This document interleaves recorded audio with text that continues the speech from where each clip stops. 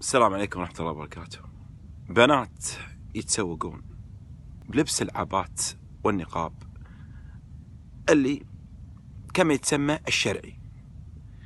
حتى الواحد من يشوف اللبس الخارجي بالعبات ومتستر المرأة، وهذا شيء حلو، والله شيء حلو، بس لكن يا ليت يطبقونه في قلوبهم. قلوبهم شلون؟ يابت النفنوف على بنا تشوفه كم مقاسه، كم سعره، شنو نوع الخام، ولكن شوفوا ايش قاعد تسوي تحت. اخذت هذا الشيء حطته وين؟ بنطلونها اللي داخل العبات، من تحت العبات دخلت بنطلونها متستره بالعبات لانها لونها سوداء ولونها قامج ما يبين من وراها فتبوق منه. وهذا البنات مختصات، ما خلوا مجمع، ما خلوا سوق، حسب الكلام اللي وصل لي، يعني ما خلوا شيء ما باقوه. بنات محتشمات بالاسلام، ولا حول ولا قوه، ولكن الاسلام بريء منه.